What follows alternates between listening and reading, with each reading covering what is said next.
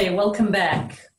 So I'm often asked in my line of work, particularly because of my line of work, what the best diet is, or what I think of the 5-2 diet, or the ketogenic diet, or the paleo diet, or the South Beach diet. Sometimes people come up with names of diets that haven't been quite so popular and I don't know about, but the truth is, whatever the diet is, and I'm not knocking these diets, I've seen many people lose weight on these diets, correct some health concerns, their eczema's improved, or the skin condition, or their energy levels have improved. My concern is that not enough people sort of analyze or look at the diet and exactly what about the diet is working for them. And sometimes I feel that if you understood that, you could actually then not be so bound by the prescription or the ethos of that diet. And you can then just be a bit more relaxed about your food choices, knowing what to choose, what to avoid.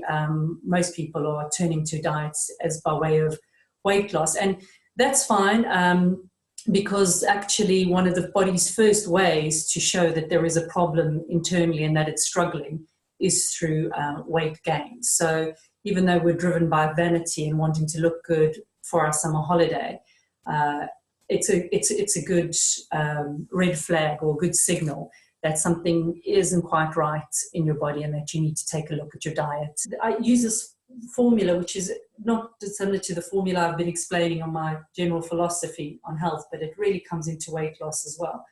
So you've got diet plus exercise plus lifestyle and environmental factors will equal, get those all in balance, in equal measure, and they will equal that is the formula for a healthy you, including your ideal weight, body weight, and shape. The diet element, you need to understand that food is fuel and nutrition, but fundamentally food is fuel, which is energy for the body for it to carry out its functioning, not just energy for being able to get up here and walk there, but all the stuff that happens just as you're sitting here, maintaining your body, your muscle tone, keeping your digestion going. All of that is what your body needs energy for, and it gets that from food. So food is measured, the energy measurement for food is calories, and so that's why they talk about that, okay? The other thing, of course, is food is nutrition or medicine. Your body needs to take stuff from food to help do other things. The body's constantly trying to work out, manage its energy output with the amount of energy input. So, it's trying to work out, right, that's how much energy I've been given. These are the body functions. If I don't have enough for all of them, what can I shut down that'll still mean that I can live, obviously not to my greatest potential, but I can still survive.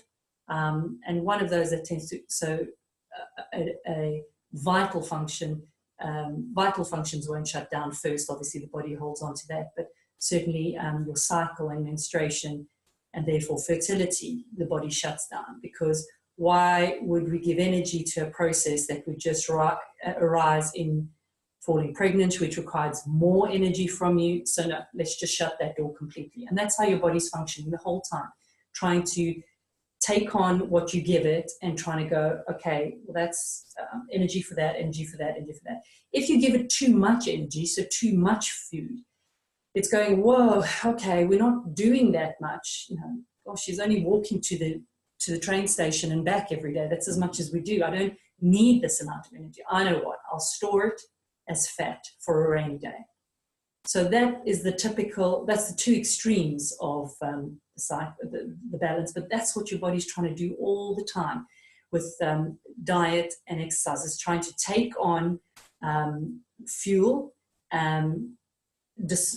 disseminated between the different functions and areas that require energy, and then also from that fuel, it's trying to get some nutrients to be able to optimize function, growth, development, that sort of thing. And so that's why then not only is it enough to just consume a certain amount of energy or fuel, it also matters what type of fuel that is, how much nutrition is in that.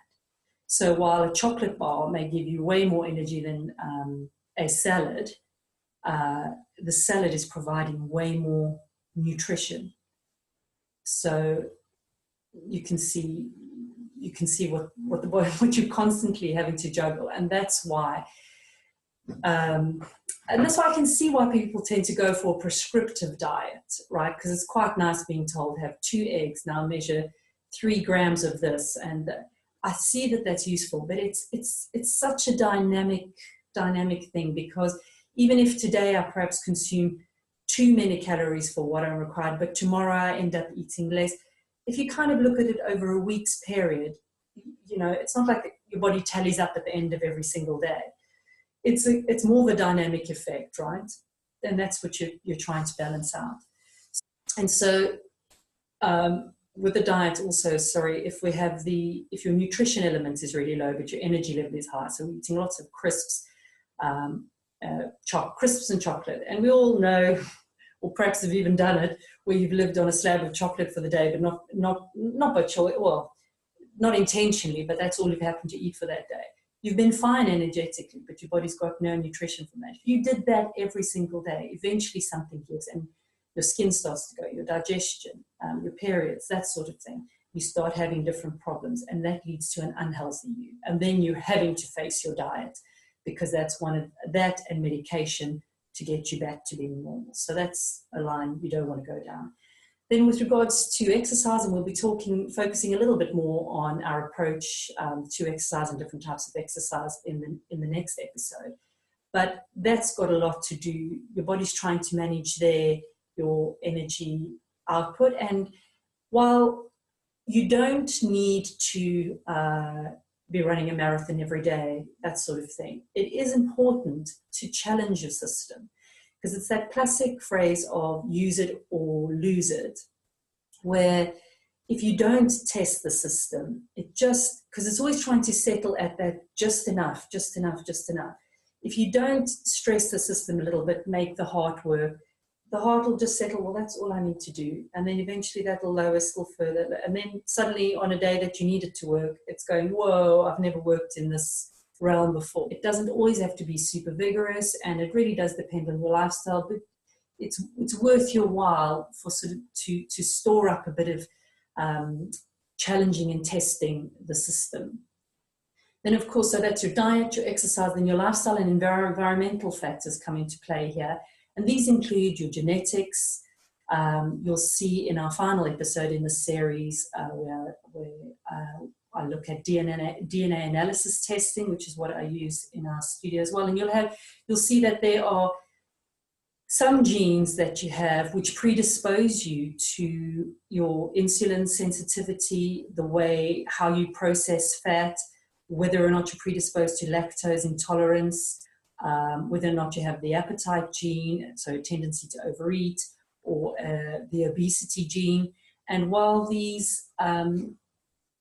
you can't make these your excuses or, oh, well, that's why I'm overweight, it's quite interesting to see that if you work with that, you'll get better results. But equally, quite often what I've seen with clients, if they've seen that, I don't know, a certain type of diet works for them, we're often finding that the genes that predispose them to being sensitive to insulin or struggling to process fat, which would make then somebody who has a low fat diet, means that tends to be more successful for them. So your genes can often be an indicator of why a certain diet seems to work for you or not. So genetics come into quite a bit with regards to why diets work for you and what that element of a specific diet is that works for you. So genetics really play a part. I mean, for myself, I was discovered that I had the appetite gene, which means that I have a tendency to overeat. And I can tell you, I can sit down to a big meal, not a problem, and eat and eat and eat. And also I have the obesity gene. Now, obviously, as I'm sitting here, I'm not obese, but that brings a perfect example of the formula, because by way of diet and exercise, those two are fairly well managed. But had I pursued a different career, enjoyed a different type of lifestyle perhaps, maybe that gene would have worked against me slightly, and I would be obese. So genetics play a big part. They are by no means the final say. It's not to say that because I have the obesity gene, now I'm going to be obese. I'm an example of that, or that because you have a sensitivity to insulin, you are going to be diabetic. It's not saying that, but it does say that you have more of a predisposition in that area. You've got the genetics with the lifestyle environment factors. You also have more simple practical elements which come into play with being able to maintain a good diet, which is availability of foods. You may not have access to a supermarket or a grocer's that sells fresh fruit and vegetables, or if you may not be, if you're somebody who's traveling a lot for work, there may not be the availability of, you're only ever faced with kiosks which are selling ready-made sandwiches. You don't actually have the opportunity to be able to get your hands on some healthy, wholesome, home-cooked food.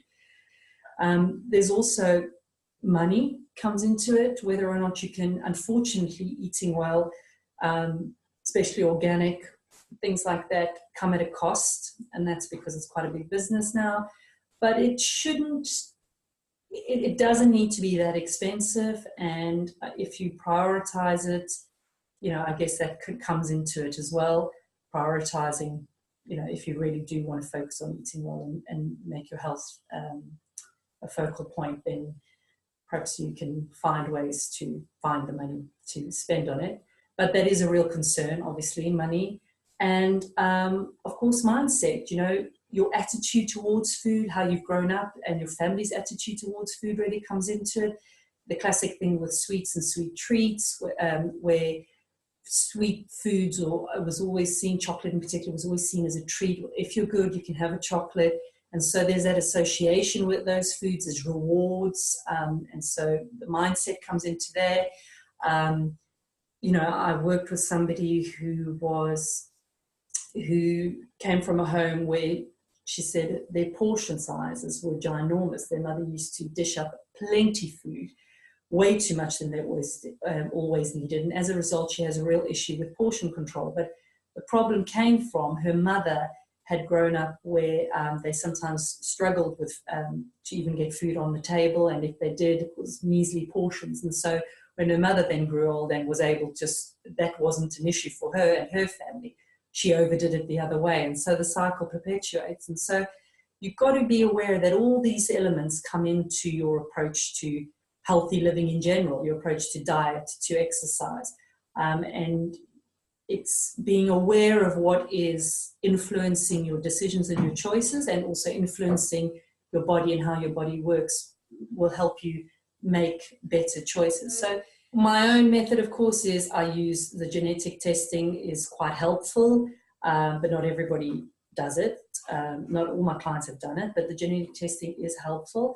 I use and I recommend the Mediterranean diet quite a lot, because that's a very tasty way. That's immediately quite a bit of variety. A lot of people are used to that type of eating. It's a tasty way of eating, and it's not difficult to cook or prepare foods in that way. So Mediterranean diet works well. I've often recommended the low GI diet. That's really just because, especially in modern day living, a lot of people have problems with cortisol levels and managing their cortisol or stress hormone, and that lays down fat around around the waist and torso, giving that sort of belly. And cortisol is one of its many functions. It works on raising your blood sugar levels and maintaining energy for you to get on through the stressful period. And so the low GI diet is a way of supporting your blood sugar levels through diet.